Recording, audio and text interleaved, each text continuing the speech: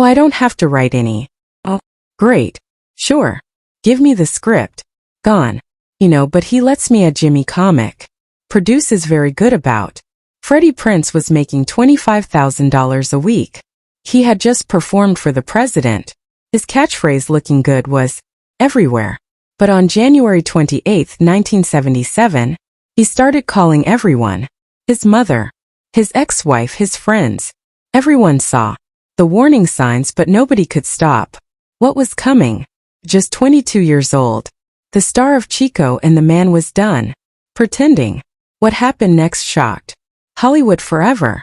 Edward Carl Prutzel carried a secret that shaped his family forever. In 1934, at 19, he escaped Nazi Germany as a young Jewish and Lutheran man. America gave him a new life, but tragedy followed. During his first marriage, his 5-year-old daughter Alice drowned in their swimming pool.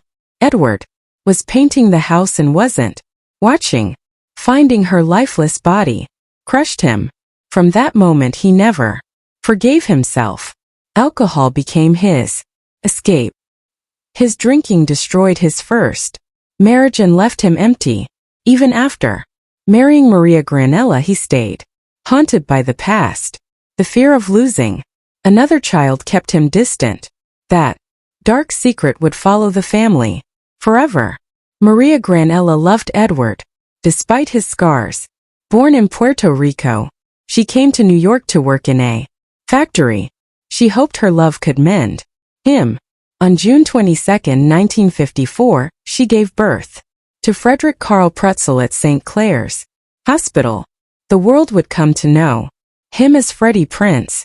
Maria fought hard to give him a better life. Even as Edward stayed trapped in guilt and drinking, she held the family together. Maria gave Freddie strength, but trauma had already settled deep in the house. Freddie was born into violence. The streets of Washington Heights in the 1960s were rough. Crime was everywhere. Maria was robbed 3 times in their own apartment building. Freddie was scared for his mother. After school, he rushed home to protect her. It was dangerous just walking those streets. Gangs ruled most blocks. To survive, Freddie had to join one. It was not a choice. It was a way to stay alive. Many kids around him ended up in jail. Freddie promised himself he'd do better.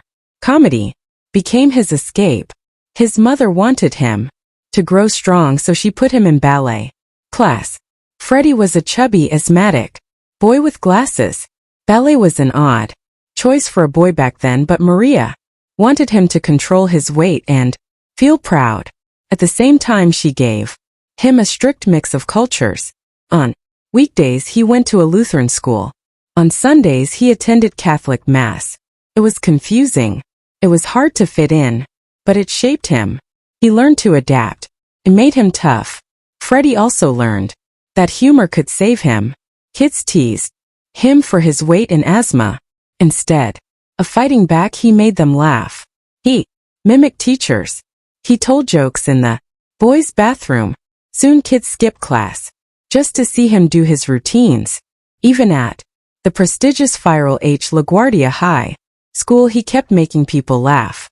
Comedy became his armor and his ticket out. Life in Washington Heights was tough. By the mid-1970s, gangs like the Savage Skulls and Kofon Kings ran the streets. Freddie hung around dangerous people. Humor was his way to stay safe. Even then, he knew most funny kids in his neighborhood ended up in prison. Those guys ended up in prison. Freddie once said growing up fast was not a choice.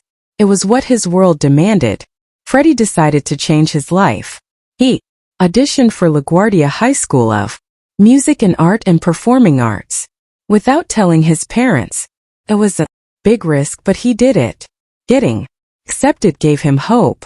School, he practiced ballet and comedy. It was there that he found his voice and his confidence. For the first time, he felt like he belonged. But outside of school, survival was tough. Freddie dealt small amounts of drugs near 157th Street and Broadway. The drug trade was part of daily life. Selling gave him money and respect.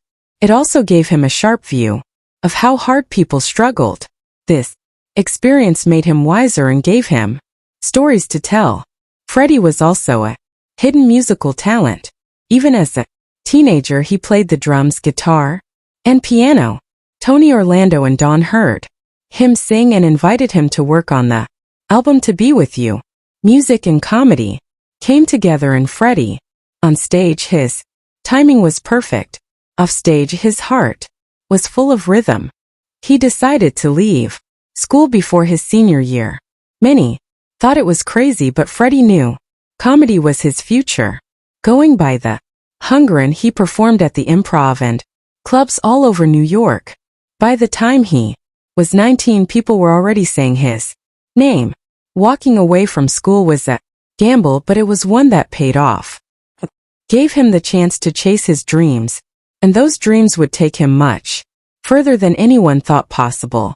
After leaving the High School of Performing Arts, he headed straight into Manhattan's comedy clubs. Night after night, he took the stage at places like the Improv and Catch a Rising Star. The air was always buzzing with energy. Big names like Robin Williams, Jay Leno, and David Briner were there too. But Prinze stood out fast. He had a style nobody had seen before. He called himself Hungarian, blending Puerto Rican and German-Hungarian roots into his jokes. Audiences loved his honesty. He was funny without trying too hard. Sometimes he'd jump on stage with nothing prepared. That's when he was at his best. He could make people laugh by telling stories about his family, his culture, or anything that came to mind. Every set was different. Every night felt electric. By 1973, everyone was already whispering his name. As his star rose, Prinze kept one hero close to his heart, Lenny Bruce. Bruce was fearless. He tackled subjects most comedians wouldn't dare touch. Prinze admired that. He studied Bruce's style, learning to embrace raw, personal humor. But the connection ran deeper than comedy. Prinze even dated Bruce's daughter, Kitty.